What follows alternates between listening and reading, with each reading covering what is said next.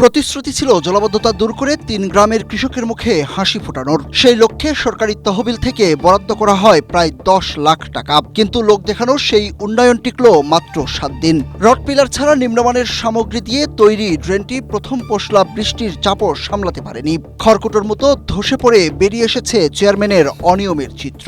Chairman সেই কাজটার দায়িত্ব পায়, কাজটা করার ৭ দিনের মাথায় সম্পূর্ণটা ভাঙিয়ে চুরমার হয়ে যায়। এখানে একটা হরে লুট করে নিয়ে এসে চলে গেছে। আমাদের এই রাস্তার পানি আর বাড়ানোর মতো কোনো জায়গা নেই। চেয়ারম্যান সব কাজটা করে গেছে, কিন্তু কাজটা খুব ভালো হয় নাই। এখানে ২ নম্বর জিনিস দিয়ে কাজ করে গেছে। কাজের ১ সপ্তাহ পরেই ওই ড্রেনটা ভাঙিয়ে চুরে বন্ধ হয়ে গেছে পানি।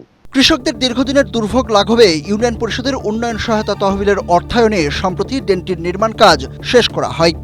স্ট্রবেরি সুপার ডটেড ও ক্লাসিক ভ্যারিয়েন্ট সেন্সেশন জাগুক শিহরণ।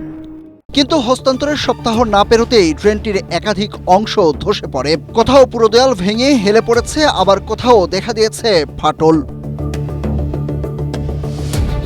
রাজবাড়ী সদর উপজেলার রামকান্তপুর ইউনিয়নের কাউরিয়া গ্রামের এই ঘটনায় ক্ষোভ জানিয়েছেন স্থানীয়রা। তাদের অভিযোগ, চেয়ারম্যান তার নিজের ইটভাটার অত্যন্ত নিম্নমানের ইট, নামমাত্র বালু ও সিমেন্ট ব্যবহার করে এই নামকাওয়াস্তে ড্রেন নির্মাণ করেছেন। কোনো ধরনের রড কিংবা পিলার ব্যবহার না করেই করা হয় এই কাজ।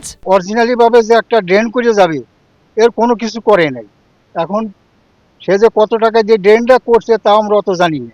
এক পাট যায় আর এক পাটের উপরে পড়ে রয়েছে, পানি বাড়ার পারতেছে না। তাহলে আমাদের জমিটা এখন আবাদ করবো কিভাবে? এইটার জন্য আমাদের ব্যবস্থা আছে করুক। নির্মাণ কাজে যুক্ত এক শ্রমিক জানান, চেয়ারম্যান নিজেই প্রতিদিন উপস্থিত থেকে তার তদারকিতে এই কাজ করিয়েছেন এবং তার নিজস্ব ইটভাটার মানহীন ইট ব্যবহার করতে বাধ্য করেছেন। উনি যে কাজটা করছে ওনার নিজের ভাটা থেকেই টানছে। তো ইটগুলো আমরা দেখছি ২ নাম্বার ৩ নাম্বার ইট, ১ নাম্বার ইট এখানে কোনো দেয় নাই। আপনি এখনো চেক করে দেখতে পারবেন প্রত্যেকটা ইট ২ থেকে ৩ নাম্বার ইট, ১ নাম্বার ইট দিয়ে এখানে একটা গাঁথনি করে নাই। তবে নিজের ইটভাটার সামগ্রী ও তদারকির বিষয়টি এড়িয়ে গিয়ে দায় মিস্ত্রির ঘাড়ে চাপানোর চেষ্টা করেছেন ইউপি চেয়ারম্যান। ত্রুটির কারণে এই সমস্যাটা হয়েছে। আবার বৃষ্টির যে অবস্থা, আবহাওয়ার যে অবস্থা, আপনারা তো নিজেই জানেন। সমস্যা এটা হয়েছে, এটা আমি করে দেবেন। আর উপজেলা প্রশাসন বলছে, তদন্তে কোনো অনিয়ম বা ক্ষমতার অপব্যবহারের প্রমাণ পাওয়া গেলে চেয়ারম্যান সহ জড়িত সবার বিরুদ্ধেই কঠোর আইনি ব্যবস্থা নেওয়া হবে। আমরা ওটা যে প্রকল্প আছে, প্রকল্প টেনিউরে এখনো আছে, ঠিক আছে, ওনার রিপেয়ার করে দিবে, ওনাদের জামানত এখনো আছে। ওটা সার্ভিসিং ইঞ্জিনিয়ার দেখে আসছে। এটা হচ্ছে আবার টোটালি আমার তদারকির মধ্যে থাকবে। আমরা কঠোরভাবে এটা মনিটরিং করব।